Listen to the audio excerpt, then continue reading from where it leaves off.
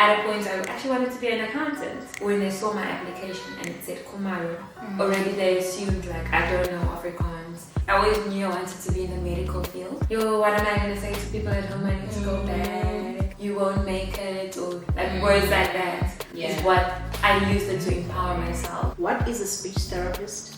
I'm always happy to share my deductions on my payslip. Basically, I applied for medicine at Studies.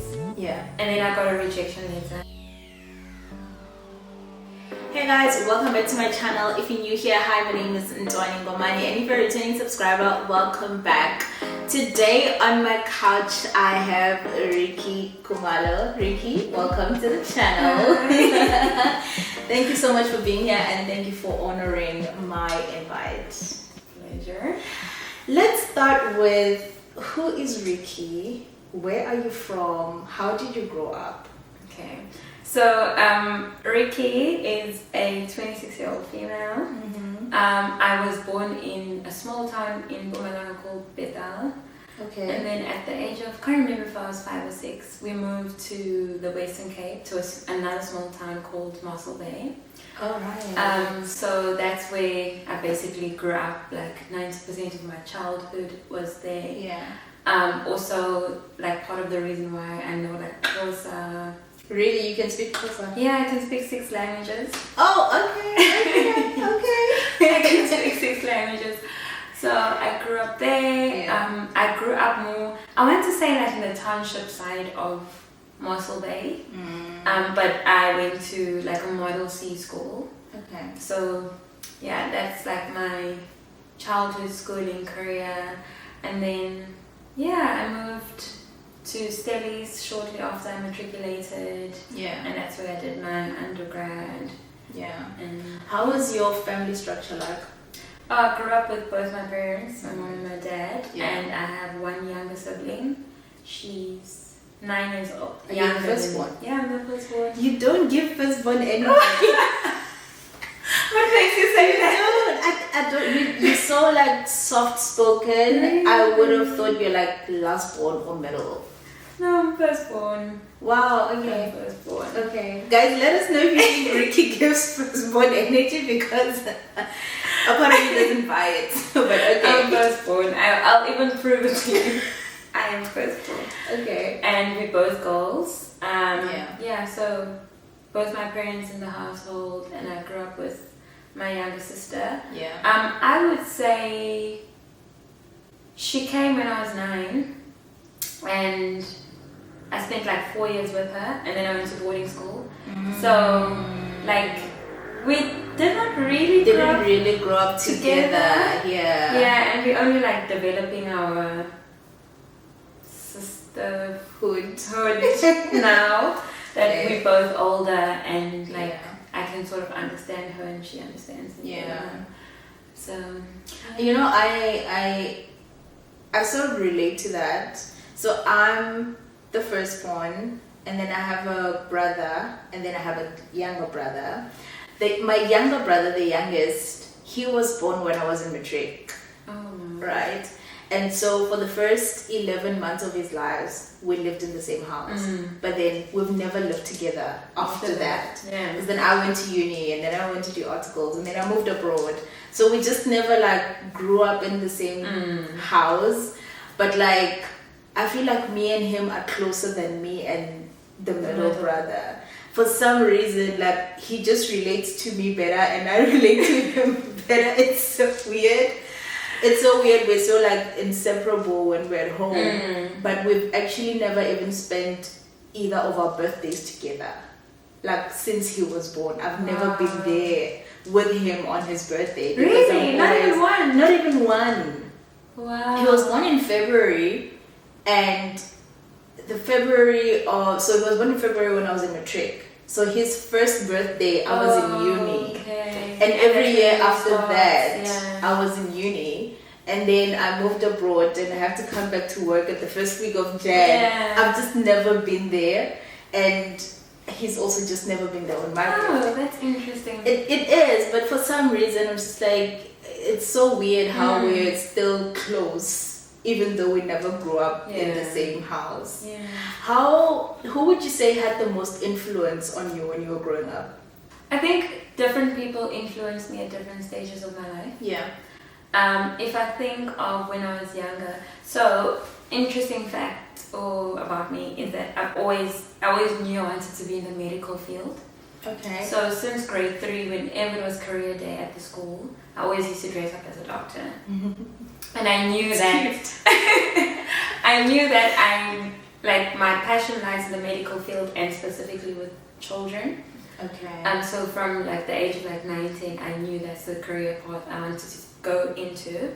So I would say like in my primary school career, it was more like my aftercare teachers and actually my parents that like had a very good influence on me and like taking school seriously and making sure my academics are fine. Yeah. And I would say my mom encouraged me a lot to do like sport. Okay. So that's like where I love doing, like develop my passion for like sports and things like that. And netball. Yeah. Okay. And then when I moved to high school, also at different points it was friends, at certain points it was teachers, at certain points it was like people on YouTube that I was watching. Yeah. That were like inspiring me. Yeah. And then when I got to uni, I would say like negative energy in terms of like people saying, oh, you won't make it, or like words like that is what I used it to empower myself and push through. Yeah.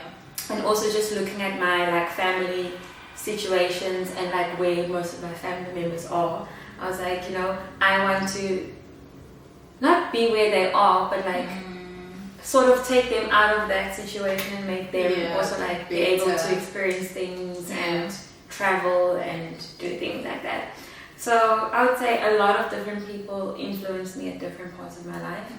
And I can't really pinpoint say this person, this person. Where did the drive to go into the medical field at that early of an age come from?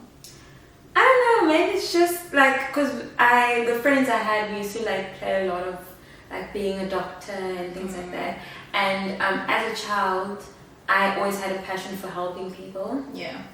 And for me, it was always a thing of like ensuring that when I help someone, they are like leave better. Yeah. So knowing that there's a job out there where I can help someone and better, whether it's like their quality of life or helping them do something they weren't able to do before. Yeah. Like that's just a passion I've always had as a person. And I've actually heard some of my family members say like from a young age, like I was a child, always like including the excluded child. Always being the one ready to help and things like that. So it just came naturally for you. That's amazing, because that doesn't happen for a lot of people. A lot of people go through their childhood, school, whatever, and they just don't know. Like, they're just going through the motions because, well, you have to go to school and you have to do what you have to do as a kid. How was your schooling like? So you said you were in boarding school. How was boarding school like, and why boarding school? So before we moved to Mossel Bay, I was actually in an Afrikaans school. Okay. So even like my family members and certain people like around me used to speak Afrikaans to me. So that's an interesting fact in case you didn't know. I learned Afrikaans first before any other language. Before your mother tongue? Yeah, I learned Afrikaans and then I learned. Are you serious? Yeah, like my late grandmother, she like till the day, like on a deathbed, she knows I spoke Afrikaans to her and was like, she refers to herself like Oma. Oh, wow. Yeah, and even my mom, when she tells me stories with like my great grandmother, because my mom was in college when she had me, so I spent the first year of my life, like when my mom was at college studying during the day with my great grandmother and my aunt. So like when my parents decided, it's time I go to creche and I interact with other kids. Unfortunately, the best creche then was an Afrikaans Was creche. Bethel an Afrikaans community? I would say yes and no. Okay. It's more like Zulu now, and it's more diverse now. Let me rather say it's more diverse. Yeah. But growing up, I would say it's the good schools are Afrikaans schools. Okay. Even now, I would say Yeah.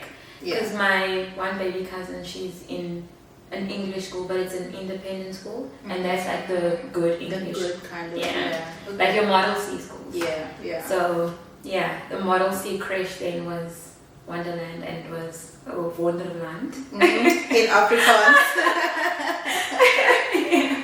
And I can't remember how many kids we were in the school, but my cousin and I were the only 2 black kids. Oh wow. In the whole school. Yeah. So yeah, and then that's where I learned Afrikaans, and then we moved to Mossel Bay, and then the time of year that we moved in, the Afrikaans schools were full. So the only option was for me to go to an English creche, and that's where I learned English, and I had about less than a year to learn English because the next school I had to go to for primary school for grade 1 was an English one. Wow. And it was the only one that accepted me. So I had like a few months to learn English, and then I went there. Crazy. And then When do you learn to speak Zulu? I learned at home, like just through hearing Conversations people, with and family and them speaking Zulu to me, so that I am able to learn the language as well. Yeah. So that's when I learned it, and I think like the way I learned languages as well impacted the way I refer to some people in my family. So I grew up hearing people calling my great grandmother mom. So I just refer to her as mom. Yeah. And then like with my mom's mom, people were calling her Sis Luvi. So, and not Gogo. Yeah, So you ended up. even till today I say Sis Luvi. That's and then I don't even call my mom mom, I call her by name because that's what I grew up. Like the only hearing person, other people refer to her. And then my cousin and I both refer to my dad as dad.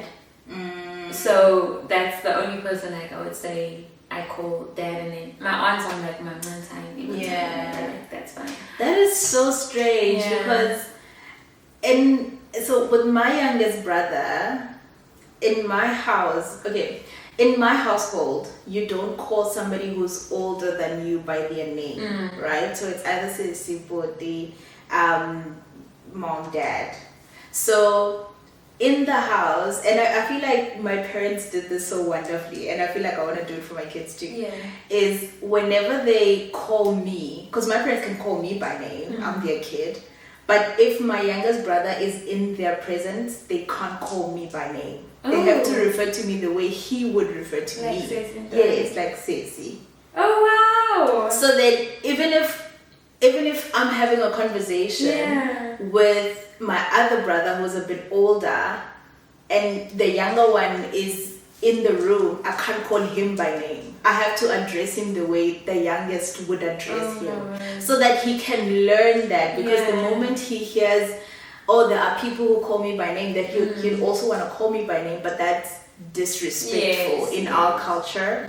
And so there was this one time he went out to play at the neighbors, and the neighbors asked him where I'm at. They were like, oh, where is, and they called me by name, and he was like, no, that's not her name. Her name is Ceci. It was so cute.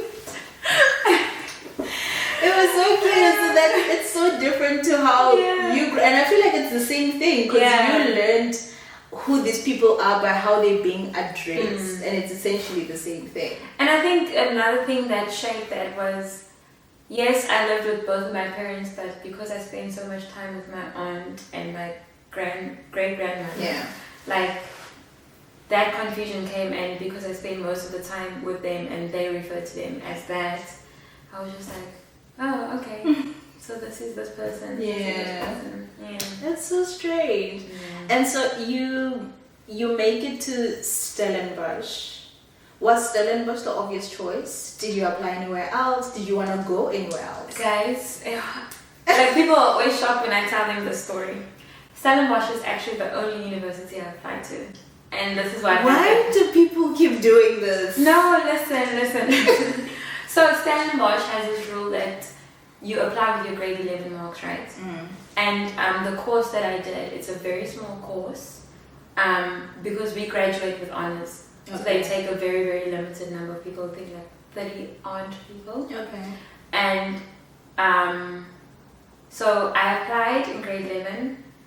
A few months into the following year, I find out that I'm accepted and that like you conditionally accepted. And to show that you are taking this position, my parents had to pay like I can't remember 1,000 rand or 2,000 rand to secure my to spot. reserve your spot. Yes.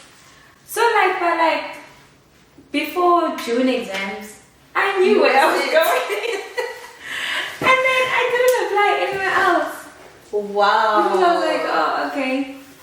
But in that initial application, so when you were putting your application to Stellenbosch, you didn't think, oh, maybe let me try UCT as well? No, I think the thing for me was the fact that they are not requiring me to apply early. So I was like, oh, that's something I'll do once I have my first and second term marks. Okay. So like June, July, I'll apply to all the others. Okay. And then use like my matric marks. Like my grade 11 marks were good, but I was like, I'm in matric now. They'll probably want your first and second term marks because first term we know we all do our first term. And it's still grade 11 revisions at that point. And then second term is like where you start applying your knowledge. So So I was like, I started my application at UCT actually, but I never completed it. And then I remember getting an email from them in like February when I was doing my first year, like, oh, sorry, we couldn't offer you the position. I'm like,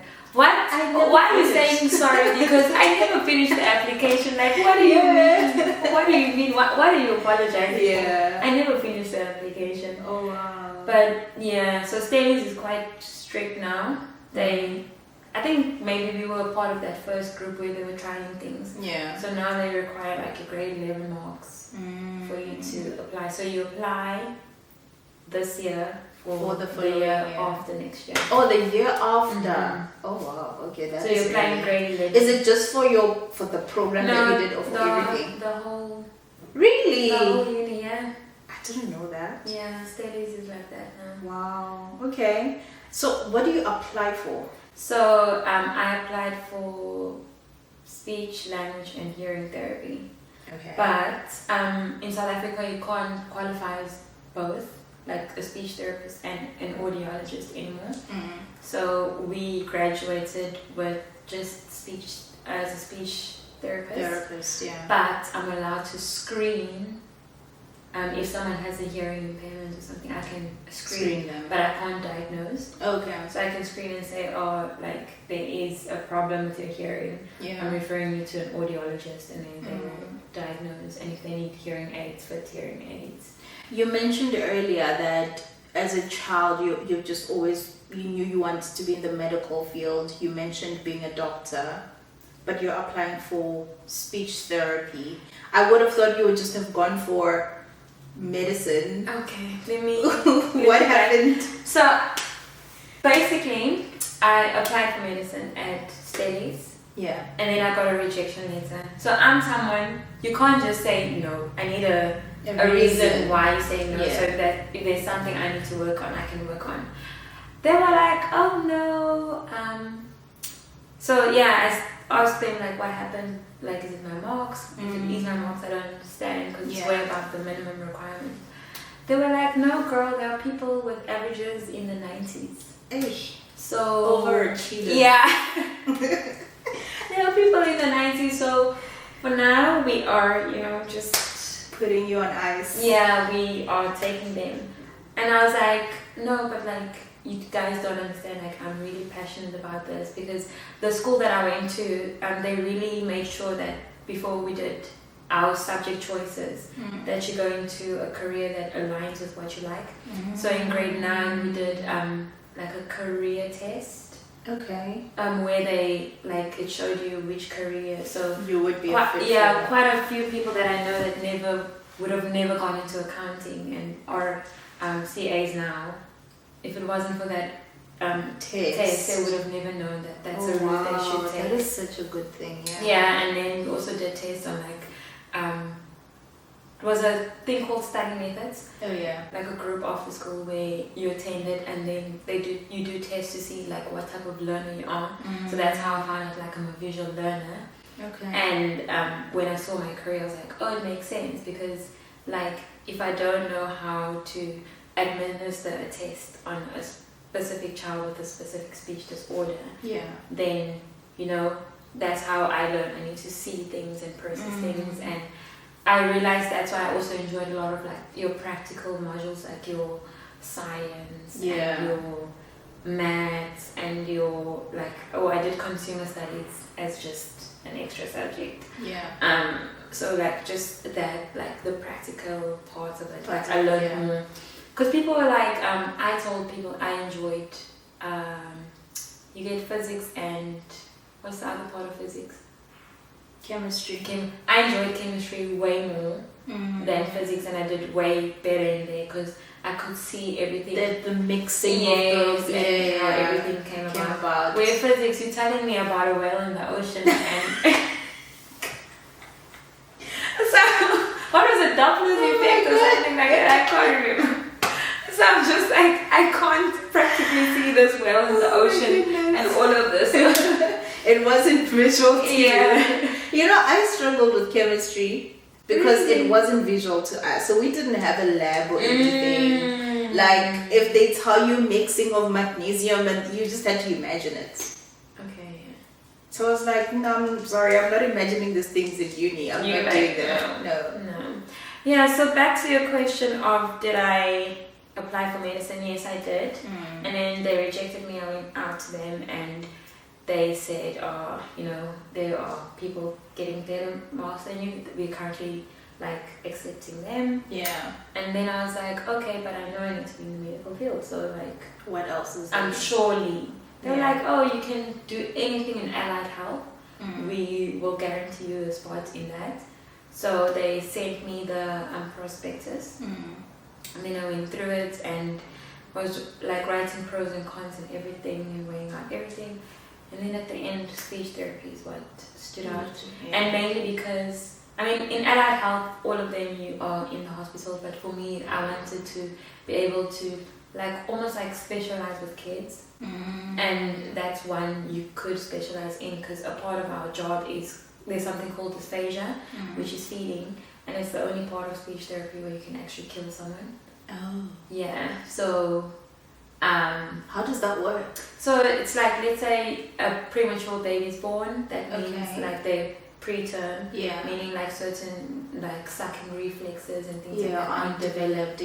So after they're born, the doctors call us in, we do an assessment and we assess, are we going to feed them via tube, via syringe, via bottle, we're going to trial breastfeeding, and you work closely with the dietitian when you do that. Because you need to make sure that if I say this baby can only tolerate 5 moles per feed, the dietitian needs to come in and put all the nutrients in that 5 meals. That there's nutrients and things like that. So because if I over prescribe in terms of moles, the baby can almost drown in their own food. Really, that's a thing. And then if I underfeed, malnutrition. Sometimes if you overfeed, there's something called aspiration, where some of the fluids can get into the lungs, which is quite dangerous. Wow. So it's a very specialized field. Yeah, it's very, very specialized. Wow. And so how is your time at Stellenbosch? Doing your course, how difficult, how easy are you finding it? So our course is quite interesting. So you spend 2 years on main campus and 2 years on the medical campus. Okay. So the first year and second year, we share quite a few modules with the BA students. So your psychology, your linguistics, which you need for our job. Because linguistics shows you how language, how people learn language, and why For example, in Zulu, the letter R doesn't exist, but in English it does. It does, and yeah. things like that. So, and you learn how to prescribe phonetically in linguistics, which is something we need to know for when we do articulation screeners, and you need to write it in the way the child says it, and you need to write that phonetically. Wow, okay. Because certain sounds have like different. It's like a normal sh is not a sh. In phonetically, it's like a long s. So if you give that to another speech therapist, like they're taking over your client, you're able to look and understand. Like, they need to know what it means. Yeah. It's giving code. Honestly, it's giving code. Okay. Yeah. So the first 2 years we spent on main campus, which if you're in studies, you know that's the best campus to be on. That's because a lot of like your social life is that side. So I was in a private raise. So I was under something called the PSO, which is Private Student Organization. Yeah. So it was still like a mini race for us, but like we just came together and went home afterwards. So that's where I like learned to network with different people. Yeah. So I'm very grateful that I am not like other medical students where they spent all 4, 5, 6, 7 years in medical at medical campus. Yeah. You're literally on an island, like with only the people who are doing the same thing you're doing. We literally live on the premises of Tygerberg Hospital. Oh, yeah. So when main campus you get to explore, and studies is quite lively as well. So that's where I got to like network with other people. That's I have friends in like different fields and things like that. So I enjoyed. I will forever be grateful also that I went to Stellenbosch as well. Yeah. Mainly because like it taught me a lot about how to like live and be with people who have a different opinion to you, because you know how studies is. Yeah. It's just a lot We've of heard. Yes. Yeah. So that has shaped me a lot into like, that's why I said like the negativity. People would say, just because you made it here, just because it's not your marks or your hard work that made you get here. It's because the school's trying to, the uni's trying to use for diversity. So it's just things like that, and I'm just like, okay, cool, I'm gonna take your words and use that to empower me and actually show other black kids that you can make it to stages regardless of like who you are and what background you come from. Yeah. So I think that's a very good point, because I think at the time when we were going to universities, these institutions were dominantly and predominantly white. Yeah. And so your presence there, I know for a lot of people, was probably the first time they had interacted with their white counterparts as well. And it can be daunting being in that environment. And hearing those words as well, like you're just the diversity. Literally. It's just like, what are you? You're here for the stats. You're here for the stats. Like that can be very daunting. Yeah. But in going through all of that, you eventually get your degree and you graduate. What happens after uni? So if you're in the medical field, you are placed somewhere in South Africa for a year and you do a year placement. So you graduate and then you are seen as a community service practitioner. Okay. I don't know if practitioner is added, but I'm just going to add it. And then you work at whatever hospital you're placed for a year. Yeah. And then that hospital signs you off to say you are competent enough to practice independently in South Africa. Okay. So that's like our article here. Yeah. This is like 12 months. Just 12 months you're there. And then after that, it's you decide whether you want to go private, whether you want to stay in government, whether you want to move abroad. What did you do? I, to be honest, wanted to stay in South Africa, but job opportunities then were so slim. And a lot of the places that I was applying to were like your private practices run by Afrikaans people. Yeah. And because when they saw my application and it said Khumalo, already they assumed like I don't know Afrikaans, I don't know that, so they immediately excluded me. Yeah. And I remember there's this particular practice. They said they were looking for people. I applied, never responded. They kept posting, we are looking for people, we are looking for people. And I'm like, I'm like, girl, applied. I applied. Like, what do you mean? And then one of my Afrikaans peers applied and got the job. Oh, and then I was just like, okay, this makes sense now. Yeah. This makes sense. It's such a painful experience. Yeah. And then I loved working in government, but it's so difficult to stay in government straight after community service here. Why? Because a lot of like your government posts, they say they want you to have like 2 years experience post-conserve, which is like... But couldn't you just stay at where you did your conserve? No. So where I did my conserve, the team and everyone wanted me to stay there, but there wasn't budget for me to stay there. So yeah. Hey, the budget's are tight, guys. The budget's are tight. The budget was not budgeting, so they couldn't absorb me. And because around June I went to the lady who was like my line manager then, and I was like, what's happening? You guys are saying you want me to stay. They're like, hey, the CEO is trying to find out from the top dogs. Yeah, how in Mpumalanga if we can keep you. So I was like, so you were back in Mpumalanga? Yeah, so the hospital, interesting fact, the hospital I was born in is the hospital I did my community service here in. What? Yeah, so there's like a whole full circle moment. Yeah. All the way from Muscle Bay Yeah. to Mpumalanga. I mean, crazy. Well, I did it in Betal Hospital, which is where my mom's family is. And we go there every December. Was it a choice you made, or was it just a random allocation, So, just happened to be at home? You apply to 5 places. Yeah, you apply to 5 places. And when you apply, you're told you're not guaranteed to be placed in any of those 5. So they just want to see what interest you're in, the areas and things like that. And I was lucky, one of the lucky people that my first choice. I got my first choice. Yeah. Okay. You know, so after you're done with your conserve, you move abroad, right?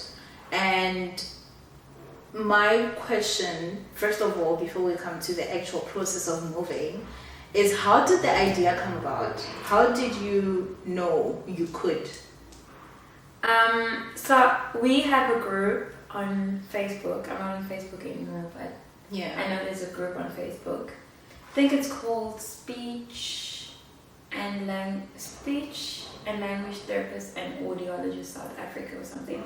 Okay. If you want to add it in the video, I can send you a screenshot or something. I'll add it in the description. Yeah. There's that group, and literally every single day they put in job posts there. Okay. So my current employer put a job post there like, we are looking for people in London to move abroad, like as speech and language therapists. If you're interested, that's how I saw the job opportunity. The other option I had was Australia.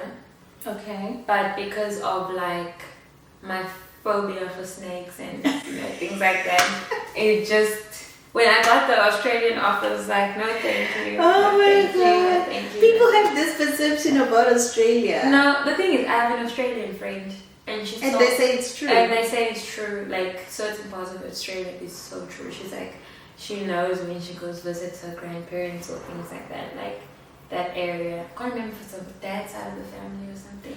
I feel like I need to go to Australia to see it for myself. I mean, not that I disbelieve.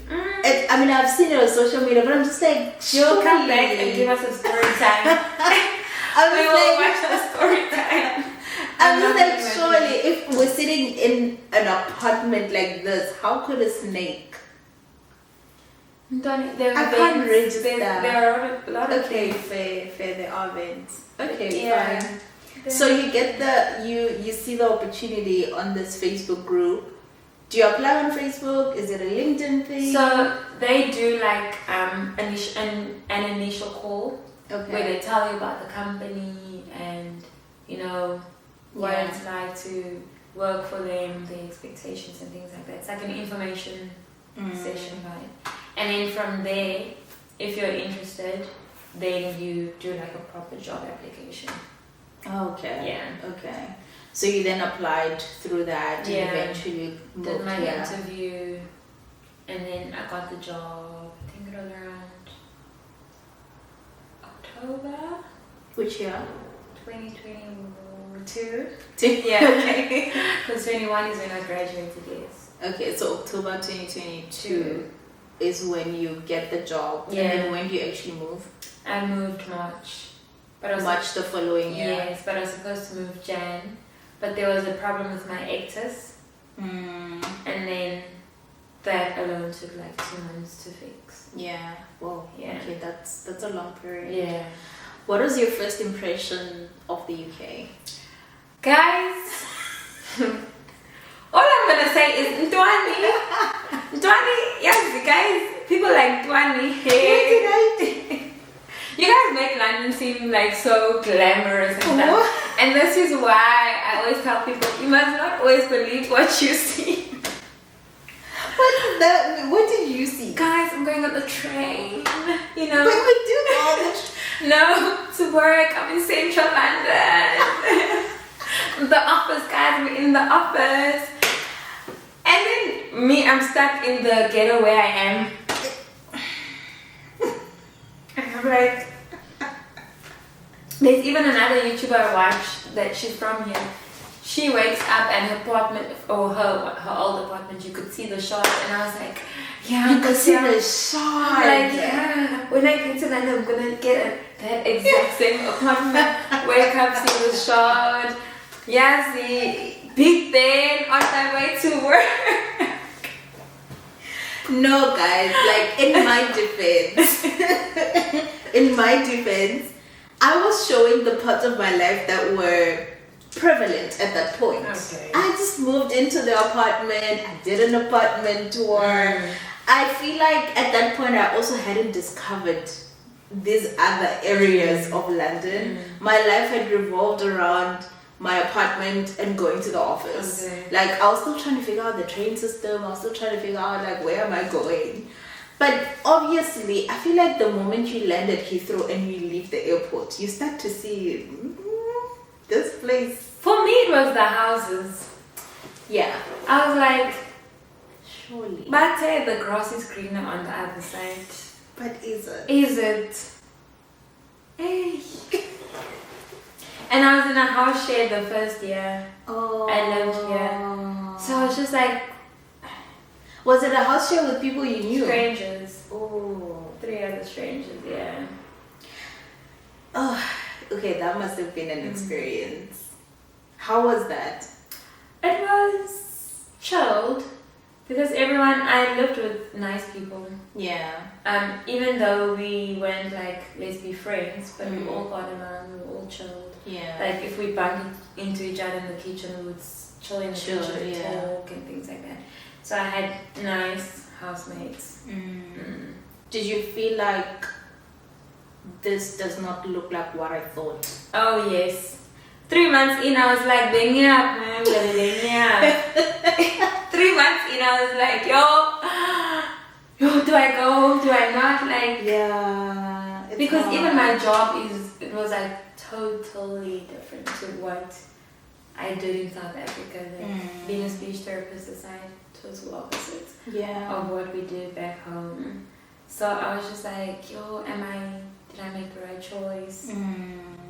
There was actually quite a period where I was just like, I made such a bad idea. I made such a bad choice. Yeah. What am I going to say to people at home? I need to go back. Do I stay and struggle here or do I go back? Okay. How did you get out of that? What kept you grounded and kept you moving? I think for me it was a thing of, so in South Africa I was hospital based and here I'm a school based therapist. So it was just a thing of like, main reason you moved here is for career development. Yeah. You want to develop your career in an area that basically COVID robbed you of. And yeah, I was just like, remember you're here to develop your career and grow as a professional, and also, you know, make sure that CV looks great so that if you go back home, you're like, you have guys, something to stand on. Yeah. Because what will I say to an employer? I did my ComServe, I was unemployed for 3 months, I come here for 3 months, and I go back to South Africa. Like, you basically have had no other experience. So it's just sure. Like, yeah. And have you found the career development that you came looking for? Yeah. Yeah. Very, very late, 3 years later. 3 years later, okay. I think the tricky thing about being a speech therapist here versus back home, at home you're just a speech therapist. So I could be working in a hospital in the morning and working in a school in the afternoon. Where here they want you to streamline. So it's either you're school based or you're hospital based. And even in those two settings, you streamline even more. So like it's either you adult strokes or you in pediatric dysphagia, or you work in the neonatal ICU or things like that. Where in South Africa, if you're in a hospital and you're a speech therapist, you work in all the wards. All of them, yeah. There you don't just stick to one ward. For people who are watching at home, what is a speech therapist? What do you explain to us like we're 5 years old? Yeah, guys, okay. So there are two parts to speech therapy, right? So actually our job title is actually speech and language therapist. Okay. Because speech is your ability to speak, right? Yeah. And then language is like all your understanding of language and things like that. So what is a speech therapist? Guys, I don't think there's like a sentence. I can speak all day about my job, but what I can say is if I'm in a school, also depending on the school I am, my job description is different there. So I'll use myself as an example. Yeah. So I work in a school where it's a secondary school where it's children with social, emotional and mental health difficulties. Okay. And then I work in another school where it's just children that are autistic. Okay. But like when it comes to autism, there's level of functioning. So you get like a spectrum. Yeah, okay. Yeah. So I work with the students that are on the lower side of the spectrum, like your non-verbal, your very bad understanding, like everything's just delayed. So do you like teach them how to talk? So no, I don't teach them how to talk. I support them in finding ways that they are able to use to communicate to people. So I had a little boy that I've been working with for the past 2 years. So when I started working with him, he was just pulling you everywhere. If you wanted to go to the toilet, he would pull you to the where now he's at a stage where, so he was non-verbal, then we introduced pictures where he had a choice board, and if he went to the toilet, he would pick up a picture and show you, or if it wasn't the Velcro one and it was a flat one, that's when he would point. And now he's at a point where if he's in the playground and he needs a toilet, he'll come to you and say toilet. Oh wow. So it's just about finding ways to help for them to express themselves. Okay, so it's not like you're trying to push them to speak. No. You're saying in any way that you can communicate, let's use that. Like even in their paperwork when I write like targets, I would say like by the end of key stage 1, Ntwanie will be able to communicate using her preferred method of communication. For example, call boards, Macathon, signing, things like that. So, because when I hear speech therapy, I'm like, okay, she's like, say say but, like in my mind, that's what you're doing. Like it's talking. It's more complex than that. I can imagine. It's more complex. When like in the hospital, for example, let me use people that I've worked with. So there was a lady who this was in South Africa, so she worked at a corner shop. People came in, they robbed the corner shop, and they took money from the till. Yeah. So since that day, she was unable to speak. So she felt that because she couldn't defend herself and speak up in that moment, she lost her voice. Oh. So we did voice therapy with her, like basically helping her find her voice again. Yeah. So she'd be like, but if you say to her, say ah, she'd go ah. Wow. So with her, it was just helping her find her voice again. Yeah. We have also worked with a very, very young lady. She was in her 20s, she got a stroke. And with her, it was like helping her manage the way she speaks now. Yeah. So that when she speaks to other people, they're able to understand the way she speaks. And then I've also worked with like adults that were in a car accident or things like that, and they are unable to eat. So we start off on tube feeds and then slowly introduce like your soft pureed food, and then build up until you get to like a normal consistency of food. So that's a variation. Our of job things. is very broad. We are also the people that if a child is born with a hearing impairment and they get a a hearing aid like Mia, our previous Mr. Yes. Yeah. We step in after the audiologist has put in the hearing aid, and we now help her develop her language.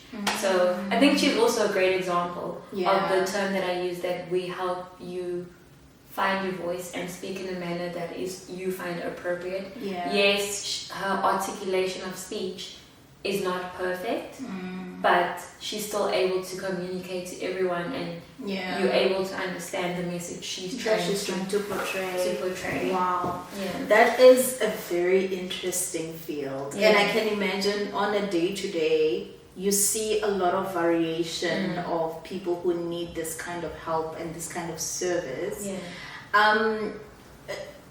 In your working abroad, you said that you've found growth in your career 3 years later. What is the downside? What did you have to overcome? Why did it take 3 years to get to that? I think for me, or let me rather say, where you work kind of determines your career progression. Yeah. So I'm in private.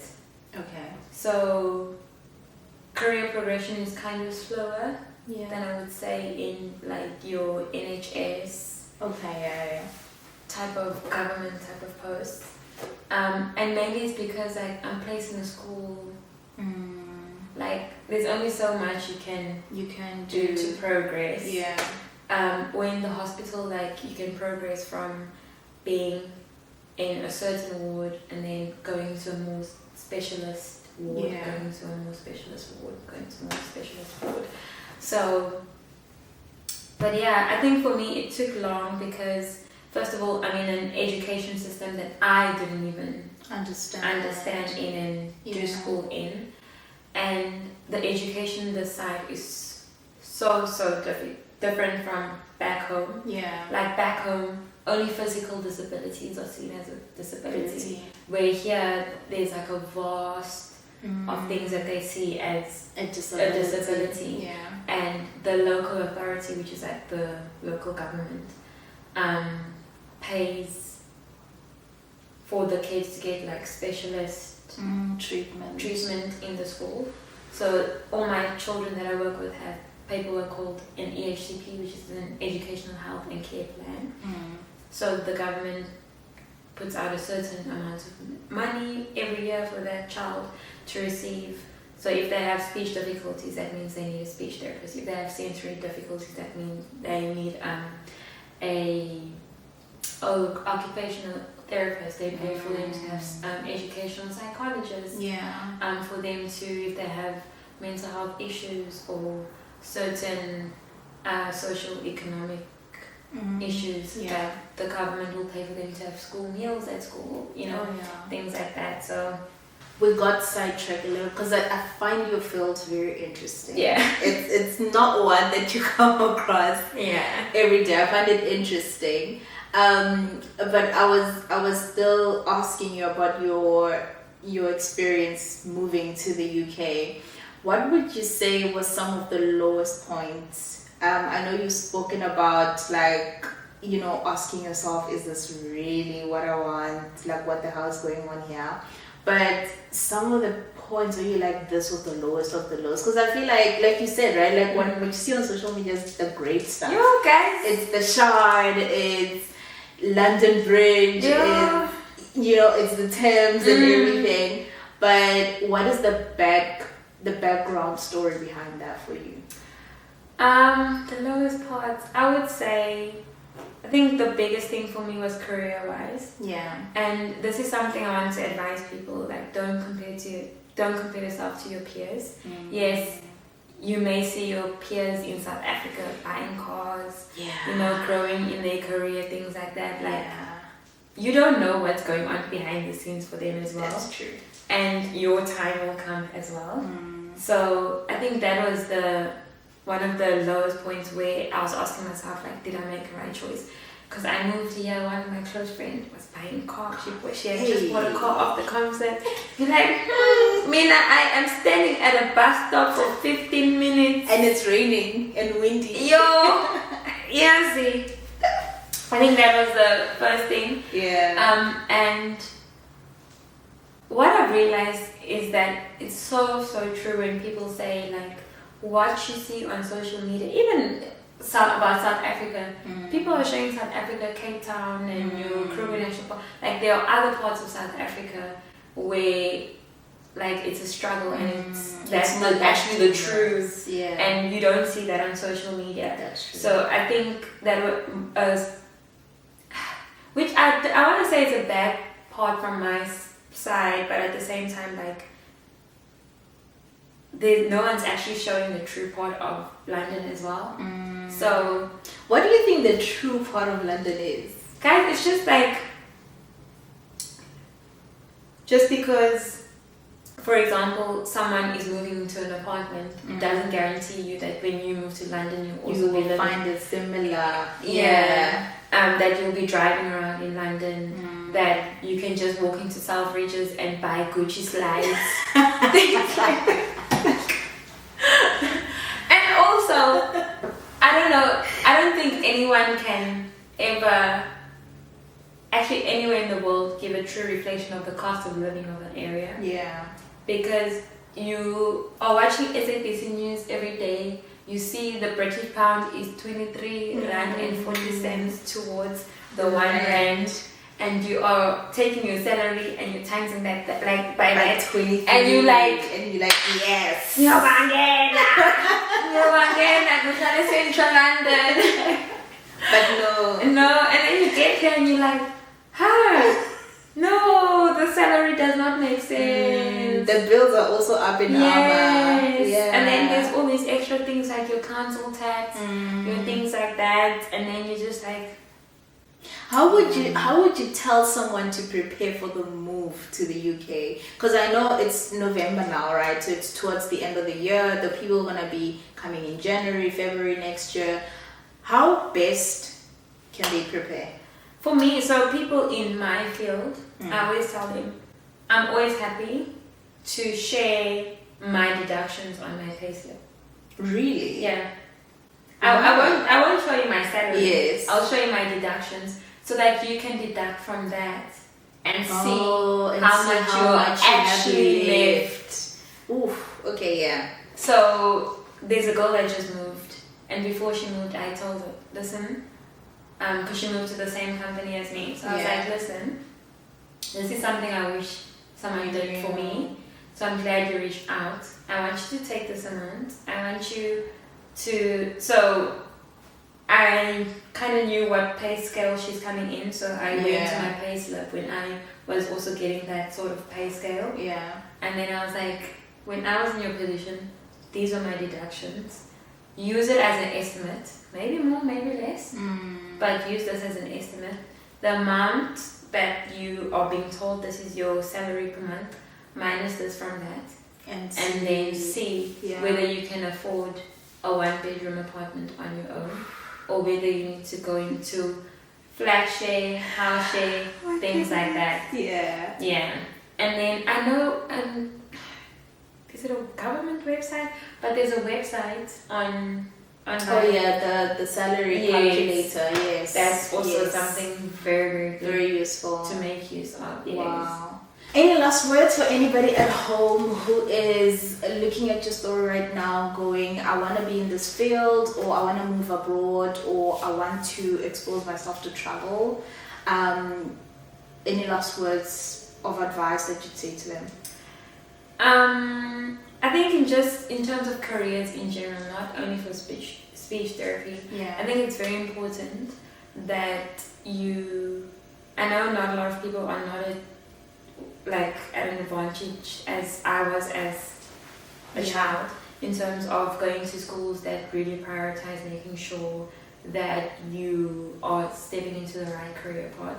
Because lately I've been speaking to a lot of people and they say, oh, I actually never wanted to be a CA, but it's because I had good marks in accounting and things like that, I went that route.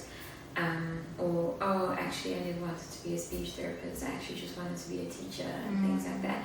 So I think there are resources out there that are free on the internet, try and do career, if you're matriculant or still in school, try to do career tests, and also finding out the type of learner you are is very important, not only for when you're studying but for when you go work as well, because it also helps you decide whether you want to go that route or not. Because I remember at a point I actually wanted to be an accountant, and in that moment I thought I was, but the thing that I reminded myself is I know this is not what I want to do, and I'm not going to go into a field where people around me are saying this is a field you should go to. And again, I'm very grateful for the parents I have, because when I told them I want to go into speech therapy, my mom and dad sat down with me. They're like, girl, if this is what you want, we are supporting you. You are the one going to be sitting writing the exams. You are going to be the one in the classroom. Do you? But we just want to make sure that this is a career path you want, and not just an escape route now because you didn't get into medicine. In terms of traveling, start small actually. You don't have to leave South Africa. I always say, go to Cape Town. You've never been to Cape Town? One of my best family trips is us going to Cape Town. Oh wow. It's literally us going to Cape Town for 3 days. Start small, because you learn a lot from that as well. Being on time for flights, how to book, that you don't need to actually use a travel agency. You can arrange your own stuff as well. And then, so it was traveling, moving, education, and then moving abroad. Moving abroad, so I always tell people it wasn't difficult for me, because from the age of 14 I was already living away from home. So I did boarding school, and so I went from going home every weekend to going home 4 times a year to going home twice a year, and now once a year. And because I've been living away from home for 10 years plus, it wasn't that difficult for me to move abroad. So it wasn't that difficult for me. Yes, it was a big step to move even further away, literally on the other side of the world. So I would say that before you move abroad, it's very important you ask yourself why you are moving abroad. Because I found that some people just think that, if I move to London, I'm going to earn more, I'm going to do this, I'm going to do that, I'm going to do that. Guys, literally, it's not always reality. No, it's not reality. And the same way living in Cyril's economy has its challenges, there's also challenges being in this economy. Yes, there's 101 pounds that you are just to a council tax, and you don't even know what is being done with that. My thing is, every time you leave your house, you are spending money. Literally. The moment you step outside the door, you are spending money. There's no other way. Yo, and that's not a lie. That's not a lie. Come here. What did I do? Train station, coffee. Oh yeah, tap. Yo, guys, I forgot to drink coffee at home. Tap, Starbucks. You climb off Lola's cupcakes. Tap. Oh, Lola's cupcakes. I know. Like, and even if you say you're going to window shop, guys, you will spend money. Whether it's water, whether it's, you're gonna get thirsty, you're gonna crave sweets, you're gonna do something. And another thing is that I think it's very important. Yeah, you answer the question as to why you're moving here. And the main thing, money shouldn't be one of those things. Yeah. I think that's the biggest one. I agree. Money can't be your why. No. Oh yeah, that's what you say. Yeah. No. Your why. Yeah. Ntwanie always says, "What is your why?" Your why shouldn't be money. It shouldn't be money, guys. But it's a great place for moving abroad. Is great for career development. Very, very great. Yeah. I think in terms certain careers you can start at a higher position. Yeah. And you learn a lot of skills in that. And I also want to advise people, like, if you're in an environment and you feel like, I came abroad and I'm not happy in this space, like, feel free to explore a different company, a different field, in your field. Yeah. Because I know for you guys, it's not just audit that you can do. Yeah, there's a whole array of things, finance, accounting, whatever else that you can do. I think to be fair, it is quite difficult to move around if you require visa sponsorship. But I think if you know what else is available, then you can better position yourself wherever you are to start looking into those fields and those spaces.